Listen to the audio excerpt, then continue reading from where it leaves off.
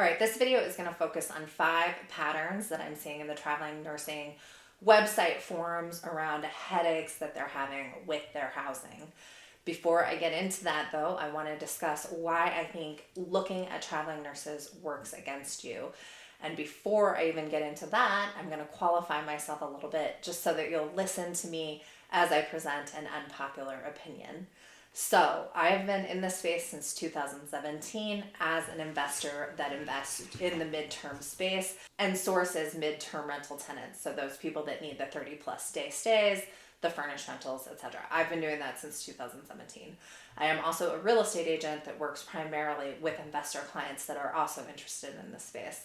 And then finally, I have a 92% occupancy rate across all of my properties. A lot of long-term renters would want that. Again, the reason why I'm telling you that is so that you will listen to me for this next part. And while this whole video is going to focus on traveling nurses, I am only doing that because I know there's a demand for content around it and people want education around finding traveling nurses and advertising to them, and that they've been primed to believe that that is their central tenant base. That said, I think it works against you to go after traveling nurses. And the reason why I believe that is because A, there's a lot of other great demographics that need your place. So seniors, people that are new to a city, people getting divorced, people in the middle of a new home build, college students, remote workers.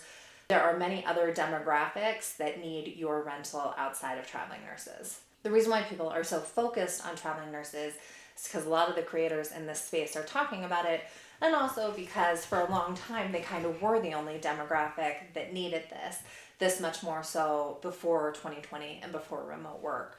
Also, the popularity of Furnish Finder is kind of focused around traveling nurses, and so that's why people identify traveling nurses with this space. The reason why I think you shouldn't be so focused on traveling nurses is that when you are focused on traveling nurses, you are putting yourself in a position where you are competing with a lot of other midterm rental hosts, more so than you would be with any other demographic. So everybody that's kind of entered this space or pays attention to these videos have heard of traveling nurses and are hyper focused on them. And I know that because it comes up in my consulting calls all the time where they're like, how do I go after traveling nurses? And we certainly talk about that, and we're going to talk about it in this video. But I think when you go after traveling nurses, you are putting yourself in a position with a shrinking demographic, that demographic being nurses, meaning that their contracts are getting canceled a lot, and also there's fewer and fewer people entering the profession. So the tenant pool is actually getting smaller. Added to that, your competition, so other landlords, is really outsized because everybody is focused on nurses. Setting yourself up for failure in some ways because you're entering a space where you have 10 times the competition that you would in other spaces, and then a shrinking demographic. And that's why I really encourage people to think about other demographics besides traveling nurses. All right, wildly unpopular opinions aside, I'm going to cover the 5 things that I am seeing in the forums from traveling nurses and talk about what the pain point is for them and then how you can address it as a landlord. I'm going to save the best for last. It is definitely the most important one. So let's start this countdown. Right, number 1, don't be overbearing. So I've had my suspicions about this, and I see it sometimes in consulting listings where we're reviewing the listing and talking about the language. But when you put in a ton of rules and you emphasize 4 different times in the listing that there's no smoking, etc., it sends a signal to the tenant that you are going to be up in their business, watching the property all the time, like commenting and knocking on the door if there's any issue. So I think you should have clarity about what your rules are, and you should communicate it, but probably once is enough, and you need to think about how it's being presented. If you have a question about this, maybe have someone that you trust that's kind to you in your life review the listing and see if there's any kind of concern as far as how you as the landlord are presenting. So I think tenants and nurses really respond to a responsible landlord, but they don't want a landlord that's going to be watching them like a hawk. Nobody likes a micromanager, and your tenants don't either. That's rec number 1. Recommendation number 2 is don't rent a room. So I just did a video on this, midterm rentals versus rent by the room, and my feeling on this is kind of twofold. The first is that when you're a professional and you're a couple years outside of college and you're making the kind of money that most traveling nurses are, you probably put an emphasis more on privacy than on saving money. And when you are renting a room, you don't have control as far as what is happening in the rest of the house. Now, in the forum comments, they're talking a lot about little kids being loud, pets being gross, the kitchen being gross, and then also talking about some family members that are creeps. Specifically, one of the threads I was reading about was a brother of the landlord host that would come over and just kind of be annoying and a creep. And that is something I also talked about in my video, and I was talking about my own experience with that right after college. But when I was making that video, I thought, well, let's just do a search for if other women are experiencing this, and it took me about 5 seconds to pull 6 different articles about women being attacked by their roommates, women just having to deal with someone coming on to them all the time, etc. So this is a real issue and it's a real concern for people. So I definitely think if you're having trouble renting out your property, if you have it set up by rent by the room, that's part of the issue. If you can rent the place as an entire unit, you will do better and have more interest. This is different than if it's just a room in your home, then you're kind of limited. But if it's not just a room in your home and you're trying to figure out, okay, should I do rent by the room or should I rent the whole place? If you've been trying to do rent by the room and it's not going that well, shift to renting the entire place and see if that works out better for you. Third pain point for traveling nurses in the midterm rental space is overly friendly landlords. So landlords that want to be your best friend. This is kind of funny because I have a friend in Colorado Springs that is a traveling nurse, and she just rented a place, and she said the place had a pocket door that she would shut so she could have privacy, and the landlord would open it and try and talk to her all the time, and she decided to not re-rent the room. So unfortunately, I think there is a lot of loneliness in the United States right now, and maybe having a tenant in your place helps cure some of this, but you need to keep in mind that the tenant has worked a really long day. This is just a housing situation for them, and they probably want to sleep or decompress when they're in their rental unit. Their whole job, if they're nurses, are talking to people that are probably pretty stressed and negotiating coworkers, negotiating families, negotiating the patient. And they don't want to come home and then also be forced to have conversations that they're not really interested in. This isn't something that you can advertise or change, but it's something just to be aware of, especially when you're thinking about repeat business or someone extending their contract.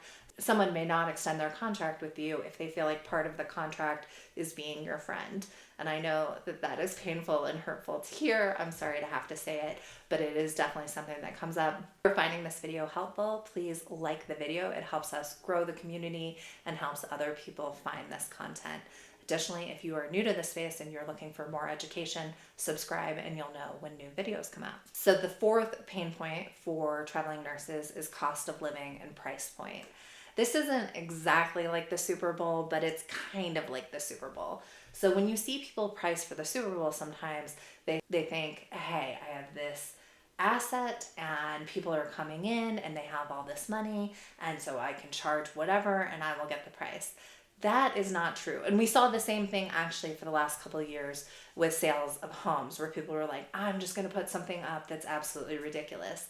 Now, it kind of worked, but then it kind of didn't, because you still have competition, and that competition is pricing accordingly. The thing that I see in video comments or in my consulting clients or on the forums sometimes is people have this attitude of like, I'm going to price based off of what the nurses make.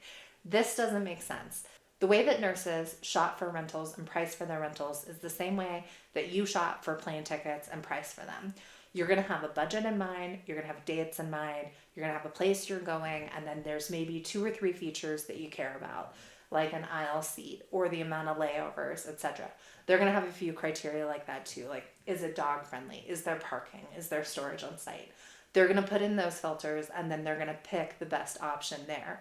They're not going to pay more just because they can. That doesn't make any sense. They want the best option for their budget and for their few criteria. And so you need to do that accordingly. And so people are talking in the forums about the fact that the cost of living is really high certain places, but they're not getting paid or that landlords are just charging these crazy prices that actually don't match the quality of the rental. Again, if you want like a luxury rental or something, there is certainly demand for that, but it's not necessarily nurses. If you have a place that's not that nice and you're not that interested in upgrading the furniture and stuff, then college kids might be a better set for you to go after than nurses. Nurses are kind of in that in between. They're like successful professionals, but they're not uber rich people. And so you need to cater to their demographic and what they want and price accordingly as well. If you are looking for additional help with Furnish Finder, Airbnb, finding midterm rentals, how to price them, whether or not you should buy, etc.,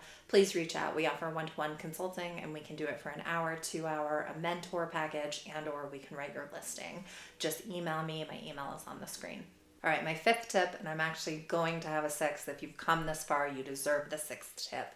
But this fifth tip is really important. It is a concern that a lot of people are talking about, and it's something you can address in your listing that I think will help bring you business. The fifth tip is that a lot of nurses do get their contracts canceled, and so they're talking about the fact that for the early days, sometimes they are just renting in a hotel or an Airbnb for a week because they don't know if the contract's going to get canceled, and they don't want to lose the full deposit or the full first month's rent if it gets canceled. So I think what you could do here is advertise that you're going to be flexible and or accommodate them on that. So if your contract gets canceled in the first 2 weeks, we do a full refund for the time that you weren't there, or we will charge you for just a week. I've had this happen to me and I found someone else immediately.